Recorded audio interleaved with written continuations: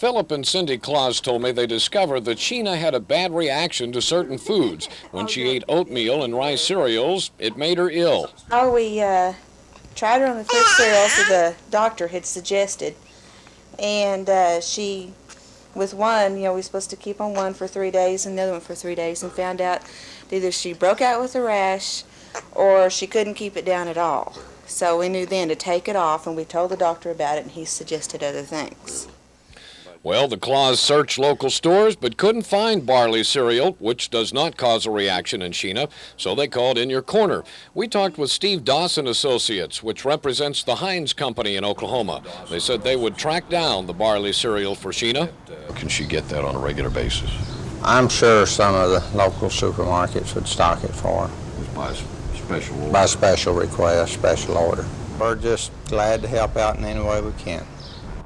Well, the cereal arrived today. Steve Dawson and Associates had it shipped clear from Des Moines, Iowa. They donated a carton, and that helps because Sheena's father, Philip, is unemployed now. He was laid off in a cutback at Gulfstream.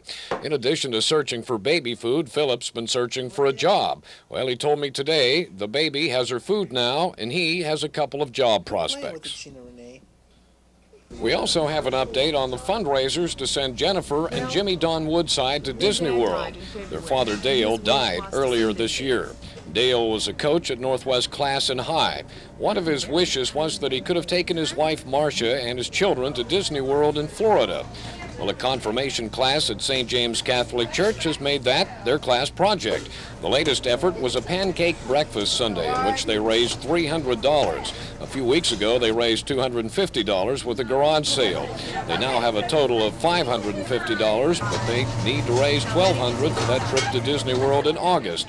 So now the class is planning a musical jamboree, and they feel sure they'll reach the goal.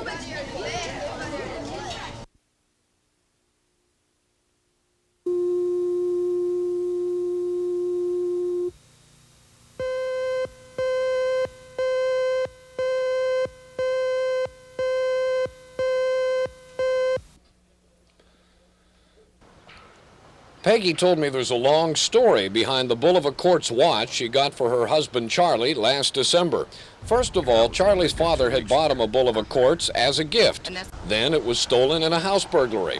That's when Peggy bought him another one at Gordon's in Crossroads Mall. Well, the next crisis was that the new watch only worked a week.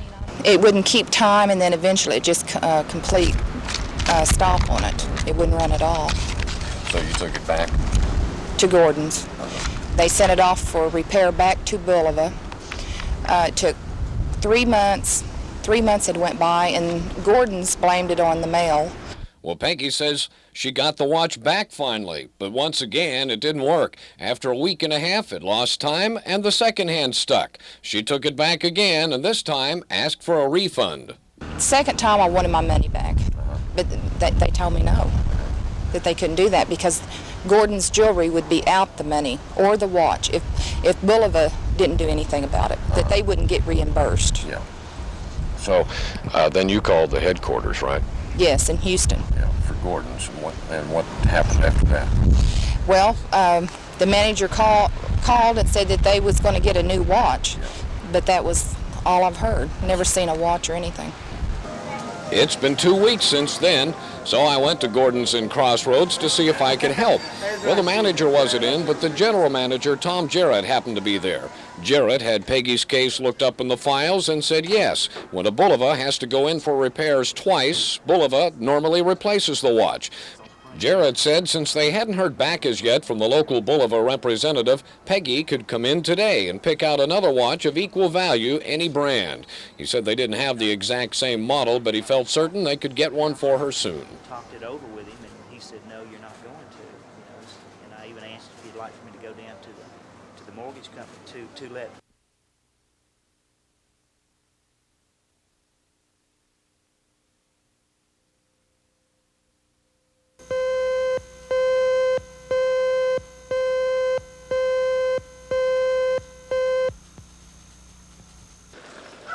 Dick Miller contacted In Your Corner. He had purchased some home items from Gundacker Realty in Norman when he saw some wheelchairs in storage.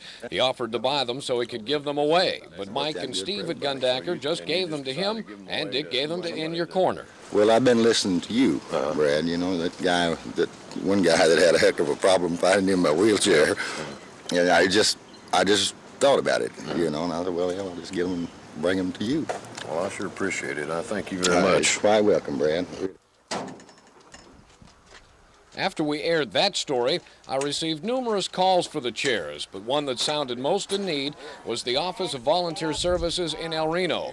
Its coordinator, Paulette Duclos, said they could use the chair to help the handicapped and elderly all over Canadian County. They already had a van designed to accommodate a wheelchair, but they hadn't been able to acquire a chair as yet. There was a little problem, though. The chair is so large it just barely fit on the van's automatic lift. The office is located at the El Reno Junior College, so we got a hand from College President Bill Cole and Vice President Ron Garner. We used the van's driver, Milford Light, as a guinea pig to try out loading the chair. Office coordinator Paulette Duclos said one way or another they'll make it work because they can really use that chair. How many wheelchairs do you have now? We don't have any. We have been graciously using the one that is used here at the nursing division here at the college. They've allowed us to use it when we need it. But we have not had one up until now. Canadian County Transportation Project has been in existence since the end of March. We have served 139 people over 500 times already. The need is well established. It's very difficult, especially if you're in a rural area of this county, to try and get some things done.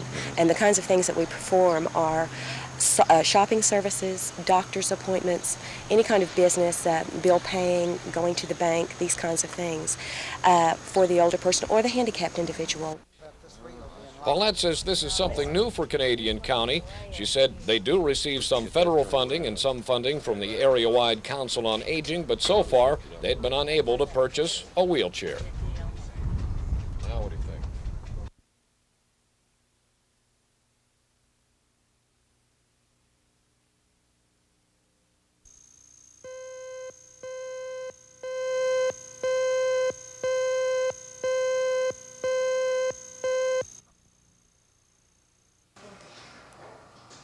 Al and Kathy Gomez were expecting a new baby. After a while, they thought they might be having twins, but they never dreamed they were going to have triplets. But that's the case. 2 girls and a boy, Donovan, Mandy, and Melissa.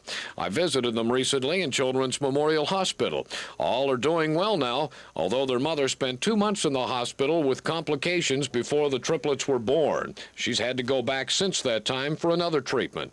Well, Al and Kathy already had a 2-year-old daughter. Now they have a family of 4, and they also have more hospital bills than they know what to do with.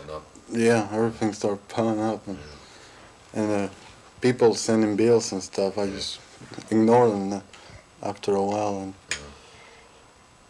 well, until now everything's been okay. Yeah, but all of a sudden, did all the bills come at once? Like Yeah. Or something? Of course, like you say, you were thinking about 1. And Yeah. you got 3, so I guess, did that mean 3 times as much money? Or? Yeah, it was. The people in the hospital say it was going to be 3 times. Yeah. I asked Al, and I asked you, what about the expense of having three children all at once nowadays, and pretty specialized doctors and everything? Yeah. I really don't know what to expect yet. Yeah. Well, to get some help for the Gomez, I contacted Darlene Stevens, the owner of The Hatchery, a baby clothing shop. Darlene had called In Your Corner in the past for help in a consumer ripoff. At that time, she had offered to help out someone else in need. Darlene generously put together a load of clothing and other needs for the Gomez triplets. In fact, she put together a box of clothing for the Gomez 2-year-old daughter, Heather. There should be a complete summer wardrobe in there for her. And this is the box for the new babies. We've got some little boys, baby boy things, and then some baby girl things. Darlene added some diapers and toys to the load of clothes for the children. She says she just likes to help people out when she's able to because so many people have helped her in the past. Hello, this is Gomez. I'm Brad Edwards. Brought some baby clothes and stuff down for you. Well, Darlene's generosity surprised Al and Kathy Gomez. Even 2-year-old Heather was speechless. Al is a house painter for a contractor and more. He said he had not anticipated outfitting 3 new children, but they are getting some more help now. The Baptist Church in Moore is throwing a shower for the Gomez. With all that help, Kathy says she thinks they'll be able to make it. In fact, Kathy says when her triplets grow out of their clothes, she intends to pass them along to someone else in need. Okay.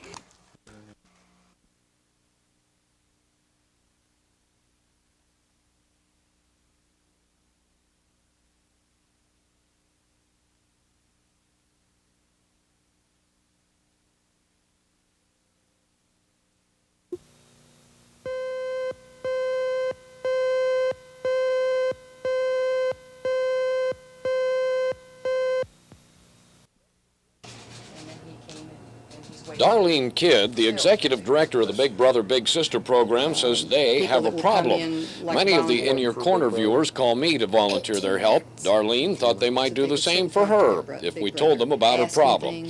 Darlene introduced me to 7-year-old Richard, who does not have a father and would like a big brother to spend some time with. The problem is there are at least 100 other boys in the area just like him, needing big brothers. And right now we have about 133 children that need a big brother.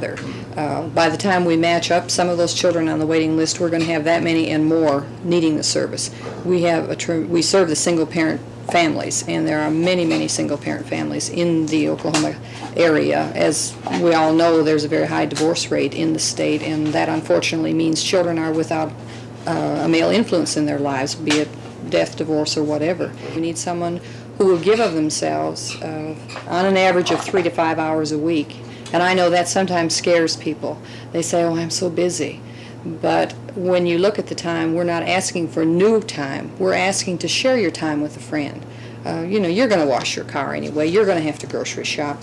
You want to go fishing. You'd like to go to the zoo. You can take someone like little Richard along here, or one of our many other children that would like to have someone that would spend time with them and just be a friend. Darlene knows what it means to a boy to have a big brother. She has 4 sons, and several years ago her husband was killed while serving as a helicopter pilot in Vietnam. The agency found big brothers for all 4 of her sons. And through the years they had great friendships with their big brothers. They did all sorts of things together, but more important than the things were the fact that they had someone to talk to. And they tell me even now that some of their best times were just the times that they could sit and talk to their big brother, ask him things that they couldn't ask me or I didn't have the answers to. I had a talk with 7-year-old Richard, who told me why he would like a big brother. Because when I'm at home I get lonely and I don't like cleaning up the house. And I've left my cousins, but they're mean. There are a lot of children asking now for big brothers. Richard told me why. Maybe because they're lonely too, and maybe they don't have any brothers and sisters, and they want somebody to play with, and their cousins are real far away. Well, what do you do now? What have you been doing this summer? Oh, in daycare. Daycare? You get tired of that? Yeah. Well, what grade are you in? I'm going to be in 2nd this year, but I might have been in 3rd this year, but teacher last year didn't teach good. Now, Richard's been waiting for a big brother for 18 months. He says if he had one, he'd help him wash his car and go shopping, and maybe a big brother would take him to a football game. Richard's never been to one. Since he's an only child and has no father now, having a big brother would solve his problem.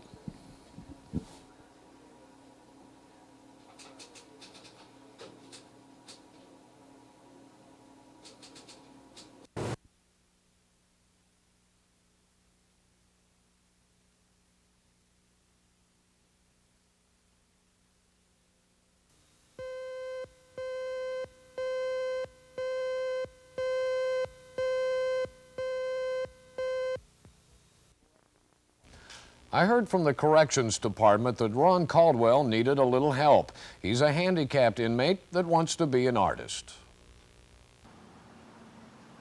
Ron Caldwell is not behind bars, so to speak. He's being kept at the Laura Lane Nursing Home in downtown Oklahoma City, where I went to visit him. He is there because of his handicap. Ron lost both arms and a leg when he fell off a train platform and was run over. There is more trouble in Ron Caldwell's background. He was convicted of arson back in 1979 and was out on parole when the accident occurred. A parole violation put him back in state custody. Now he's trying to make a comeback as an artist in preparation for the day that the state sets him free. I'd like to do art, really. I love art, you know. I don't like to take pills or nothing, so when I get nervous, where most people get nervous from doing things like this, I get nervous, I can do this and it helps my nerves. Yeah. So what's in the future for you? Where do you stand with the prison system and so forth? Well, I hope to get out soon and get married. I've got a nice girlfriend. She's a really nice girl. She's a Christian, and I don't know. I want to get into church a lot. You know, going to church and being a Christian. I don't know yet. You know what my life's going to be until after I get there. You know, I might be a Christian singer one of these days, or travel with some preachers or evangelists. That's what I'd like to do, because I feel like I owe God my life. You know. I've been messed up here, you know. I've been to be put, you know, in prison, but it's, I guess, just, you know, things, you know, when you're trying to do good, that's when bad tries to mess with you and keep you from doing it, you know. So I plan on doing it. It's been hard. The problem In Your Corner could help him with was finding an art instructor to advise him on his technique in sculpture, something he wants to learn more about. After a few phone calls, In Your Corner found Christine Verteen at the Oklahoma Arts Annex. Would she be willing to be Ron Caldwell's art advisor? I could definitely help him in any three-dimensional art form that he would want to work in. Collage, sculpture in various mediums. I just feel he should not be denied, you know, the chance to create, especially if he has already. Yeah. See, I wasn't aware. Christine was willing to accept the challenge in helping an amputee artist. She's helped the handicapped before. I worked with two visually handicapped persons. They didn't regard themselves as artists, but that's a technical term, you know. I regarded them as people that wanted to do something creatively, and we worked in clay. And the growth was extreme between the time we started, and they seem to have acquired an inner eye, I call it. So we give our In Your Corner Good Guy Award to Christine Verteen at the Oklahoma Arts Annex. She'll be making a visit this Wednesday to Ron Caldwell to advise him on sculpting. Got a problem? Right In Your Corner. KTVY Box 14068, Oklahoma City 73113, or give me a call at 478-2291. I'm Brad Edwards, In Your Corner.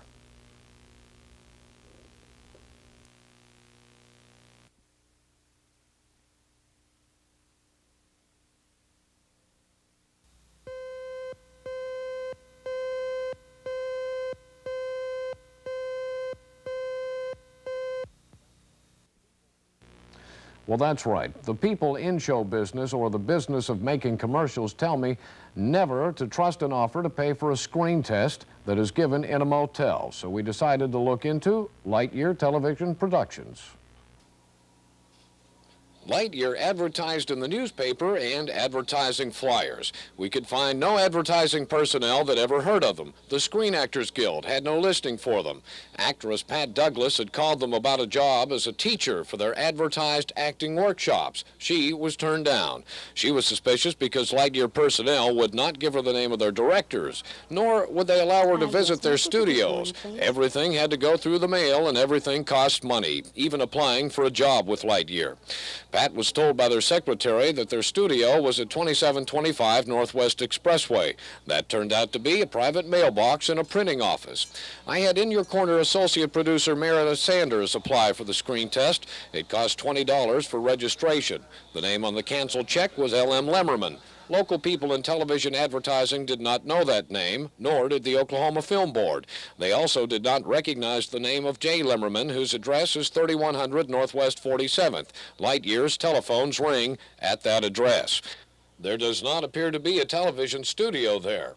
Meredith received an invitation to a talent interview and screen test session at the Crosswinds Inn Motel Northwest. We went along, and while she was being interviewed, I went in to ask about Lightyear's operation. We talked with Mr. Lemmerman, who identified himself as the president of Lightyear. I tried to find out what their plans were, what credentials they had to teach acting.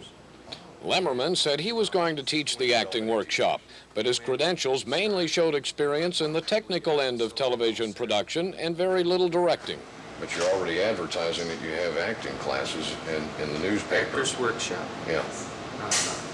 I mean, how can you advertise such a thing when you don't have a facility, you don't have any instructors, and you don't have any qualifications to do it yourself, other than the fact that you did some industrial films and were a videotape operator?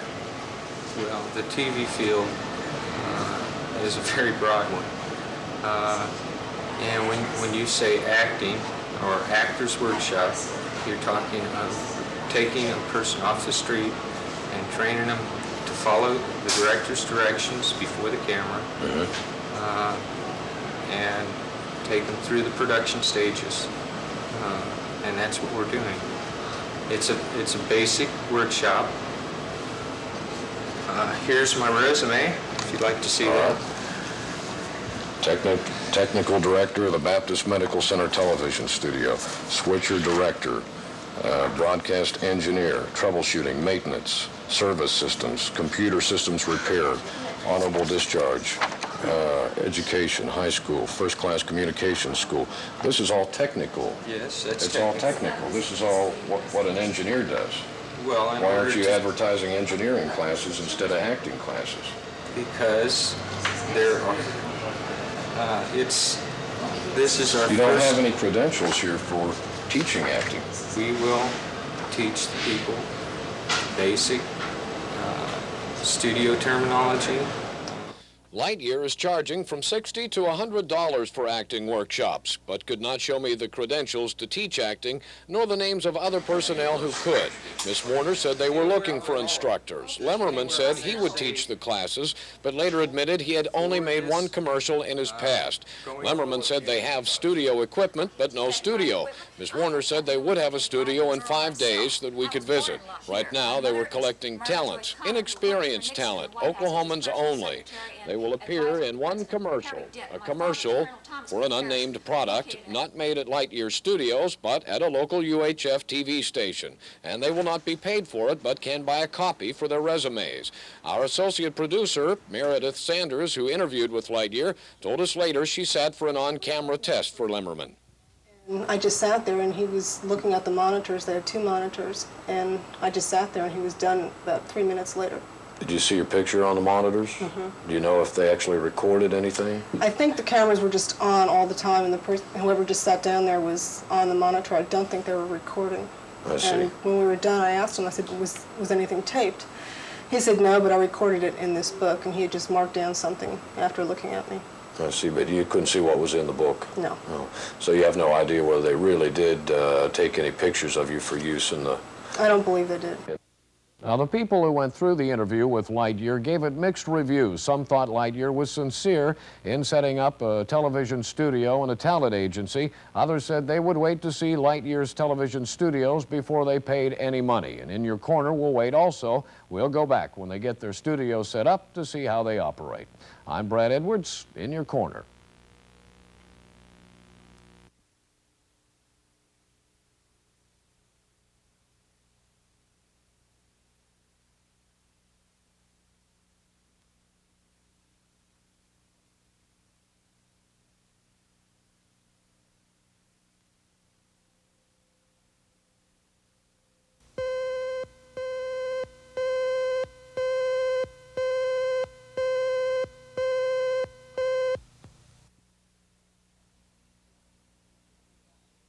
Last school year, many of the Apollo Elementary School students had to fight traffic at 16th and Peniel, trying to get across to their homes and apartments on the Oklahoma City side of the intersection. We observed the flow of traffic from 3 directions with children weaving in and out of the cars. We watched from in sight and out of sight. The parents' complaints seemed to be valid. There needed to be some control at that busy intersection. Many cars were not slowing down when they saw the school zone signs, and there was no stoplight, stop sign, nor any crossing guard to help the children. Parents said many motorists use 16th Street as a fast way to get between Rockwell and MacArthur since it had no stop signs. This endangered the children. During the winter, one child darted in front of a car and was hit and injured. Carolyn Allison said all this inspired her to get out and try to stop traffic so the children could cross safely. Well, I've took a ping pong paddle out here earlier in the year and made a stop sign out of it, and the cars wouldn't stop for me. And I'm a lot bigger than a kid, and I was put in her hit 3 times. The parents told me their complaints fell on deaf ears at the Oklahoma City Transportation Department. They requested that a pedestrian-controlled traffic light be put out there. But Dennis Kirk of the Transportation Department disagreed. He told me their statistics showed there was enough time for the children to cross between cars. Well, that caused some heated comments at an Apollo PTA meeting. Parents didn't feel statistics would slow down cars and supervise children trying to cross a busy intersection. On the other hand, Bethany city officials agreed there was a problem. They voted to pay half of a traffic light if Oklahoma City would pay the other half. The issue came before the Oklahoma City Traffic Commission, which decides such questions. After hearing both sides, the commission ordered a crossing guard to be stationed there, with the city and Bethany sharing the costs. Well, crossing guard Sandy Chamberlain started this week and says she's a little nervous about stepping into that intersection. You don't know which way they're going to turn, if they're going to turn left or right. Yeah. I don't know whether to bring the kid, come out and let the kids cross, because, people aren't really watching. Yeah. Even though we're right there in a group. And these people that stop in the middle of the street to let off FAA people that live here in the apartment complex, they did that all day yesterday. And I have to let kids cross going east and west on Pinal here. I had to help them across because they can't get across by themselves. People pull up as far as they can on Pinal to see, and whenever I help the kids across Pinal, I had to go between cars, or we'd be out in the middle of 16th Street. Do you think it's marked well enough out here? No. You said there's no line? There's no lines on 16th going east of 16th. None whatsoever. I have called down to the Traffic Commission and trying to get them to do it. I told Lieutenant Craig when I went and got my physical and everything for this. Apparently they haven't listened to her. Our school zone, you're in it and out it before you know you even we're in one. Yeah. I mean, look at our distance of school zones. Does it make you nervous stepping out on this street? Yes. Yes. You said some of the other guards thought it was a little dangerous out here. What did they say to you? They told me if I hadn't sense, I wouldn't do it.